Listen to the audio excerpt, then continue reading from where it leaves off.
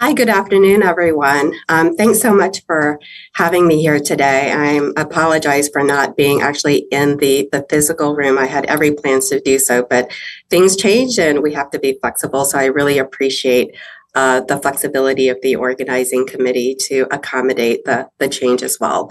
So I just wanted to start off to say, wow, what an amazing event. I had the opportunity to participate in a couple of the events today, and I'm just really blown away from the discussion. I also want to say thank you for the organizing group for giving me the opportunity to be in front of you today. I feel very, very humbled to be part of this event and to be among such a group of esteemed, phenomenal women, whether it's been the power speeches or the panel. So thank you very much. So I really love the theme of today, women shaping the future of technology. And my talk will actually focus and build upon that, where I'll focus on really three key areas: innovation, the role that women in IT have made and the impact today and into the future. And the third is insights or lessons that I've learned along my unconventional path. So as I was introduced, I'm currently the CIO of Enabling Functions at Bayer. But if you had asked that question to my younger self, she would have said, there's no way in a million years would you be the CIO if you had asked her that question 20 years ago. So I'll get to that a little bit later. So let's start with innovation and technologies. I'm going to take you on a little bit of a journey, maybe kind of wind back a little bit. So when I first started my career, the world looked quite a bit different than it does today. The population was about 6 billion people on the world, and today it's about 8, growing another 2 billion by 2025. So significant increase in our population, more people to feed and to support in healthcare. Arable land per capita was about 0.3 hectares. So to give you a sense, 20 years ago, that's about a third of a European football field. Today, it is less than a quarter of a football field. So we've got some challenges with, erosion and with urban sprawl, really reducing some of our arable land. And IoT was actually in its infancy. And when you look at the computing power back then, it was 300,000 times slower than it is today. And you heard me correctly, 300,000 times slower than it was today. And the mobile phone, this thing here, was actually more for being able to make a call or text. And I can't imagine a world today where I don't have my smartphone to actually help me manage my life. So how things have really changed over the years. Innovation has really transformed how we communicate, work, and live. And in recent years, with the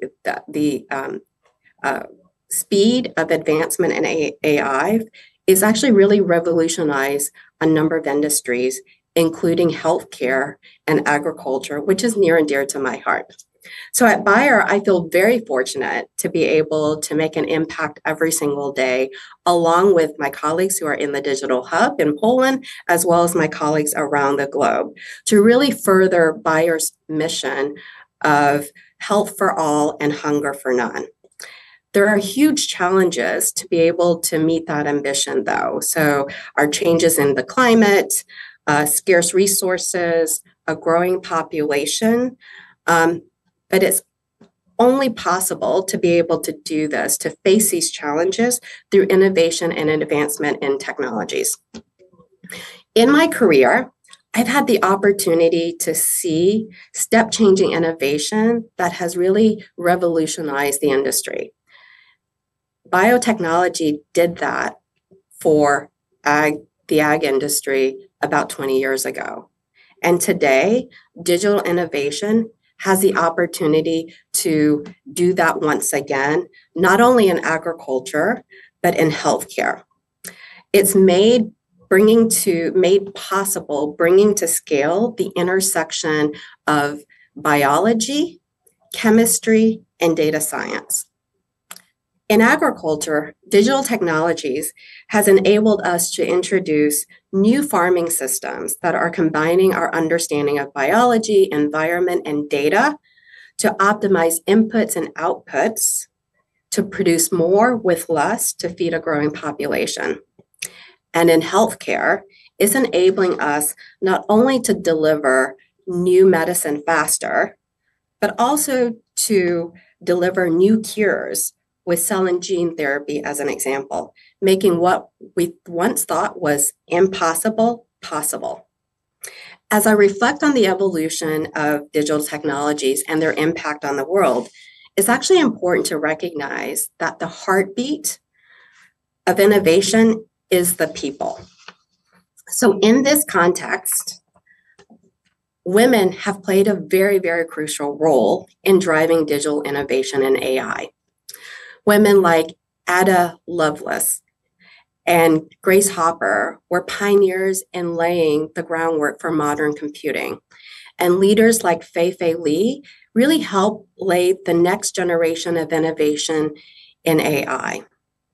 Like these phenomenal women, each of you have made an imprint into the evolution of technology and its impact on our world in the industries that you work in. And without these pioneering women and each of you bringing your diverse talents to the table and perspectives to the table, I really don't believe we would be where we are today with digital innovation. And while we have made significant progress over the years in women in IT, we still have a very, very long ways to go, which leads me to my last topic of insights that I've gained along my career and hope to inspire and help you as you continue your journey. So when I started my career, I was a young woman equipped with a math and business degree who wanted to make an impact. Over the years, I've had the opportunity to work in multiple functions across R&D, marketing, sales, new product development, and about 8 years ago, I moved into IT to drive digital transformation. I've had the opportunity to work with some really amazing people who've challenged me and helped me grow as a leader. And I've learned a few key lessons that I wanted to share with you. So let's get started. Lesson number 1, get out of your comfort zone. You'll learn a lot more, you'll accelerate your development, and amazing things can happen. My career has been dotted with moments where I had to get out of my comfort zone. From my first assignment as a young 20-something-year-old, moving 3,000 kilometers away from home and to China to do a research assignment where I knew no one. That was sort of my first uncomfortable situation.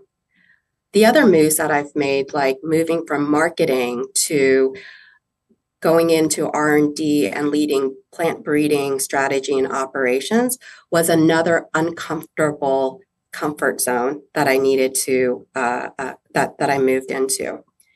All of these experiences stretched me, and at times, while they were very challenging, they gave me great perspective and breadth of context, and I learned a heck of a lot. Lesson number 2, know your strengths and build upon them. We waste way too much time focusing on what we lack versus building on what we actually have. We actually get more out of that when we build on our strengths.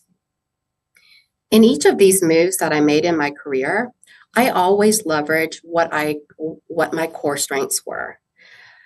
If you haven't taken the Strength Finder, I highly recommend it because it gives you a sense of what are your 4 or 5 key strengths. And mine are achiever, responsible, relator, analytical, and a life learner. And you can see my career and the choices that I've made has really leveraged those strengths. In each of these moves, I did leverage those strengths to help me make an impact in my role while building contextual knowledge in those areas. Lesson number 3, choose a positive lens to look through. Life is actually a lot more fun when you do that, and opportunities open up when you choose to look at the glass half full than half empty.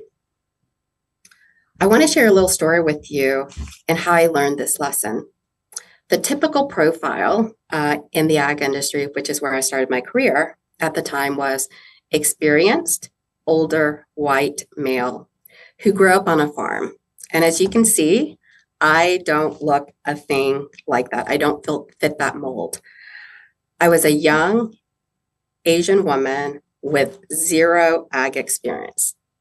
And during those early years, I had my fair share of, wow, her English is really, really great. Or you don't even have an accent. Or I was actually many times mistaken for my male colleague's assistant. This was where I learned my lesson of choose a lens that you want to look through. I could have taken it from a very negative stance, but instead I chose to be positive and used it to motivate myself and to prove to myself and those who underestimated me by focusing on the work at hand and the results at hand. And by doing so, I actually built a reputation by being results oriented and were able to get more responsibilities and opportunities. Lesson number 4, to find your voice and own your voice, you actually have to believe in and have confidence in yourself. Raise your hand if at some point in your career you've had a pesky little voice in the back of your mind, or maybe you even said it out loud. They, whoever they are going to figure me out. They're going to figure out that I'm not as good as they think I am.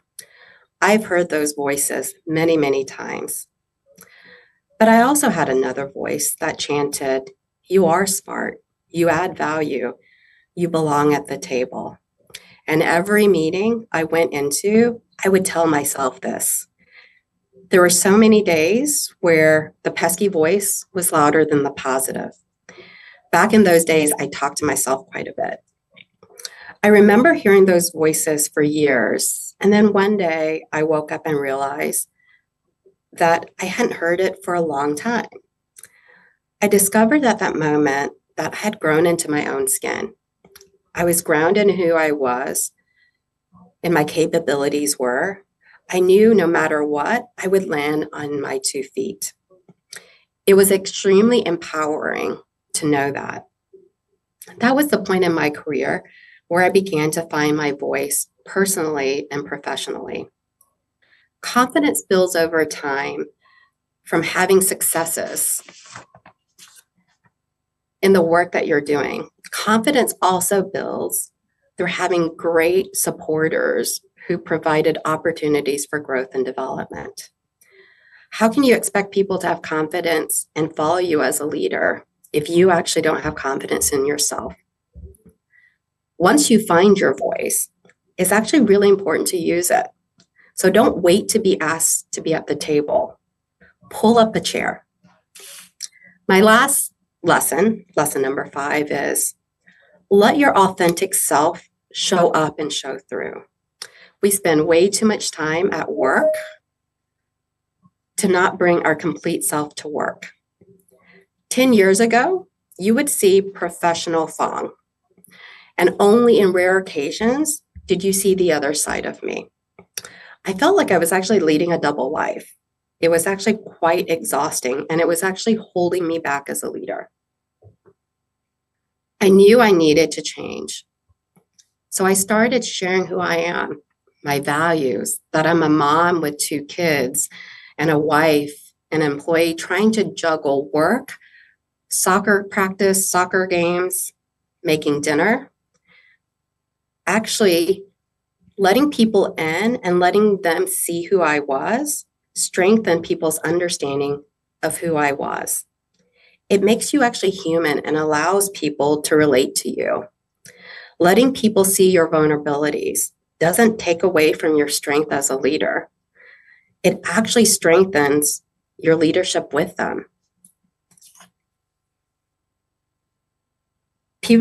One of the things that I also learned is that people actually don't care what you say until they know that you care. So as I wrap up, I actually want to thank you for being a driving force in innovation, and for allowing me to share my unconventional journey and the insights I've learned along the way. Thank you.